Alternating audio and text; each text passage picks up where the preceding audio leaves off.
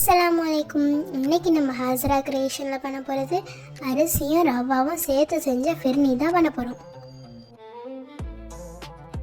1/4 கப்பில் 1 கப் பாஸ்மதியை ஒரு தடவை அலசிட்டு அரிசி மூழ்கிற அளவு தண்ணி சேர்த்து 15லேருந்து 30 நிமிஷம் ஊற விட்டுக்கலாம். 30 நிமிஷம் ஊறினதுக்கு பிறகு வடிகட்டிட்டு தண்ணி இல்லாமல் கொரப்பாக அரைச்சிக்கலாம். 1 லிட்டர் பாலில் தண்ணி சேர்க்காமல் காய்ச்சிக்கலாம்.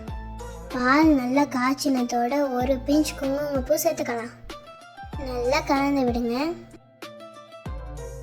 அதில் அரைச்ச அரிசியை சேர்த்து நல்லா கலந்து விடுங்க. அப்படி கலந்து விடலைன்னா கட்டி கட்டியாக ஆகிடும். அதனால் நல்லா கலந்து விட்டுங்க.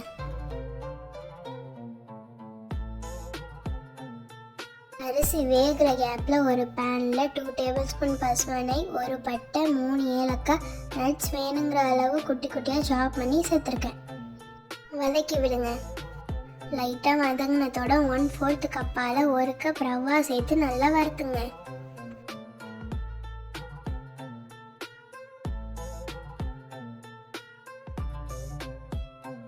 அரிசி பாதி வெந்ததோட 1/2 கப்பால் 1 கப் சுகர் சேர்த்துங்க.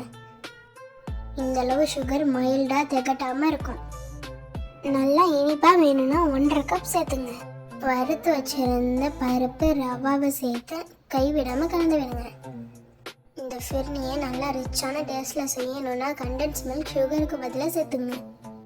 தண்ணியாக இருக்கிற மாதிரி தான் இருக்கும், ஆறுனத்தோட கட்டி ஆகிடும். நீங்களும் இந்த ஸ்வீட்டை செஞ்சு பார்த்துட்டு எப்படி வந்துச்சுன்னு மறக்காமல் எங்களோட ஷேர் பண்ணிங்க.